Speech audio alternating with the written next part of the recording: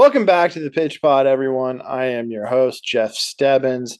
Join with me, as always, my co-host, Joe Janner. Joe, how are you doing this evening? Jeff, I'm doing all right. Happy to be here on the Pitch Pod. As always, looking forward to not only talking about the Champions League and the results and how our predictions align, but I think you're looking at an upcoming MLS rivalry match? Is that what you got? Yeah, I mean, Midwestern rivalry match. St. Louis is going up against Chicago Fire, two quality teams that are kind of struggling this year. But before we dive into that, I figured we got to acknowledge what happened at the Champions League, Joe. We went 1 for 2. We both had Real Madrid moving forward, and they did a little bit more decisively than I thought, but you were almost dead on with your prediction. And on the other side of that, we both had PSG moving on, and they did not. What are some takeaways from the PSG Dortmund game specifically, Joe? I mean, that was a wild game, a fun game to watch. But what were some kind of your takeaways from that? I think first off, the fact that you got a Dortmund side in a final. I don't know that anybody. I mean, go back to the at any stage, right? Were they the team? Did we have them going through in this group that we had focused on? Did we see them once they got to the quarterfinals? Did we see them did we see them in the final? I don't know if anybody did. That's maybe the first thing to recognize. And then, but that's why we play them. That's as they say, right? Because it takes a lot to get to this stage, and for them to do what they needed to get past PSG means they're a good team. They're a quality club with a team and a squad that's now in a final because they did what they needed to do. That's score when they score and keep PSG from not scoring. And where was Mbappe again, right? Right.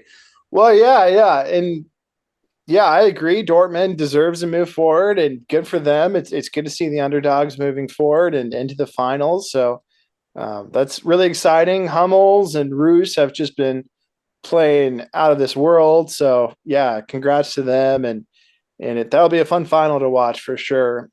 But as far as PSG goes, yeah, you expect with a team with Mbappe and Dembele to put the ball away, and they came close. There was a lot of shots. I want to say there was at least 4 off the post, a couple of those off the crossbar. So, just a couple of inches one way or the other. Maybe that game turns out differently, but you know, uh, it is what it is. And so Mbappe's out.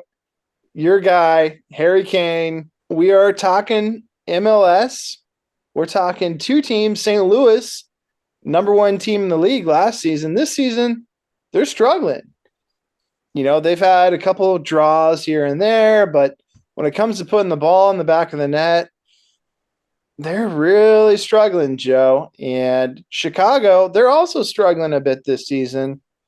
And I think their issues in Chicago are not just offensively, but also defensively. I think there's a lot going on there that they're struggling to work through. But when it comes to St. Louis, it seems to be a big problem with them being able to score. And, looking forward, moving forward in this league, playoffs are still a ways away, but how does a team go from number 1 in the league the previous season to, fighting at the bottom of the barrel, Joe? How does this happen? Is St. Louis City, do they have the level of talent that some of the other MLS franchises have, or are they not worried so much about going out and get that player? I mean, that's sometimes an easy, simple one, and that's maybe a little harsh and just being a little bit too direct to the matter. But could that be my answer? Spend some money, get some better players. Is that a line, Jeff? Can I say, spend some money, get some better players? Come on. That's a good line. Yeah, no, for sure. Hopefully someone hears that. I think they have enough talent to work with, and I think they proved that last season. I just don't think that they're utilizing the talent that they have, right? Samuel is a great striker. He's been fighting with some injuries, but he's back now.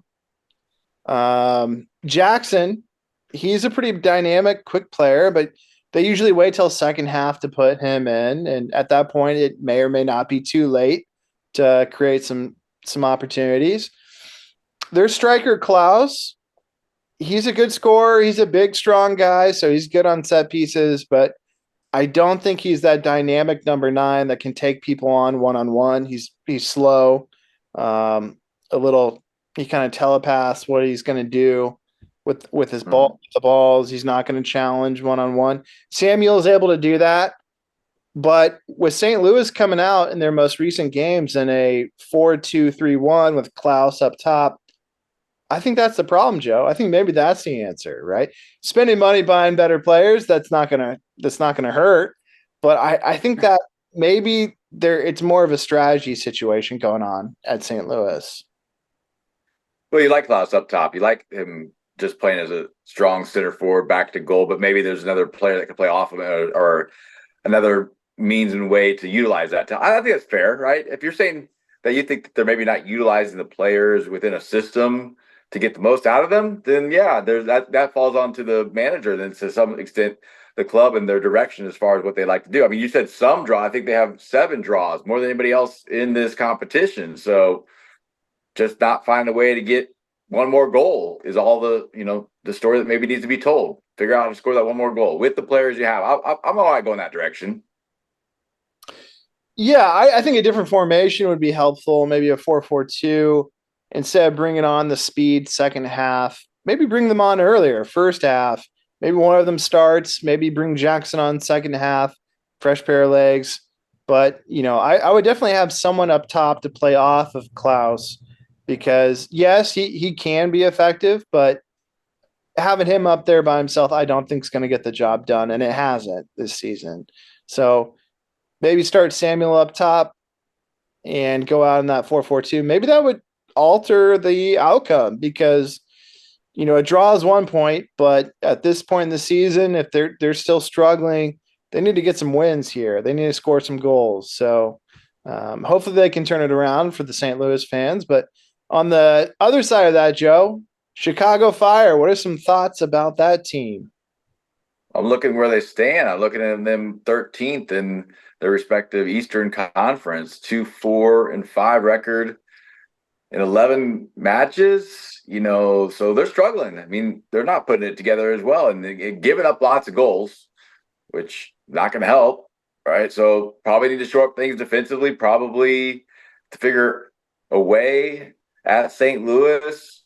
Are they up for just getting a result? So I don't know. So it's going to be a lot. They're going to have to do a lot, I think, to get a result out of this, and even more so if they're going to get a win. Yeah, and who are some players that stand out for Chicago? I mean, Shaqiri, we've seen him play in person.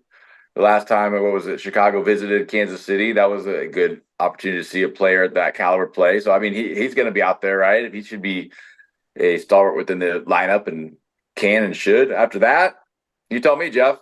Yeah, I think that's it. I think Shaqiri is the guy. He's their number 10. If you're not familiar with him, he is an amazing Swiss footballer, legend, still contributing to the national team, but his resume, he played for Liverpool. He's just a huge star in Swiss football history. So I do think he's the guy, and having the opportunity to have seen him play in person, he can create opportunities. Maybe not the fastest guy, but he thinks quickly. He moves quickly with the ball. So I think there's some dynamic ability that he brings to Chicago, which I think St. Louis is lacking, right? So maybe not the most physically quick player, but he's quick with his decisions on the ball. And that would be one of my criticisms of Klaus as their number 9 for St. Louis, going back to that. So how do you see this match turn out? I mean, is one side have a advantage? Does a particular team, whether they line up in one particular fashion or perform in one way, have an advantage, or could this go either way? I mean, that's where I'm at, Jeff. I'm not really sure if one of these sides, at least where they're at in the season, what we've seen or what we've looked at amongst the two, that one stands out. What do you think? Well, let me just put it this way. Number one, it's hard to play in St. Louis. Their crowd gets into it, and those are fun games. You know that, having been there in person. So that is going to be difficult and something for Chicago to have to overcome. But I also want to stress the importance of this game. You know, Chicago, St. Louis, they're pretty close geographically, and both teams are struggling. So this could be an opportunity for one of those teams to build upon, get some momentum, and move forward. So I do think this is an important game, and I'm leaning towards. I'm going to go Chicago Fire winning this one, and I have them winning by the slightest of margins. I have them winning this 1-0. I also think, I mean, you provided what I think would be one of the factors. It is St. Louis at home, and they do have the supporters, and it does mean that they're set up, and they probably have a little bit better of a season, maybe underperforming more than we kind of even talked about, like in a sense. So why not? Why not get done what they need to get done and win? I say they win 2-0. Okay, fair enough. Either way, should be a fun game and an important game at that. So hopefully everyone out there gets a chance to tune in and enjoy the match. Till next time. Thank you, everyone, for tuning in. If you like what we bring you here at the Pitch Pod, please do us a favor, hit that like and that subscribe. Don't forget, we're available on Apple Podcasts as well as Spotify. Thank you, everyone, and keep pitching out there.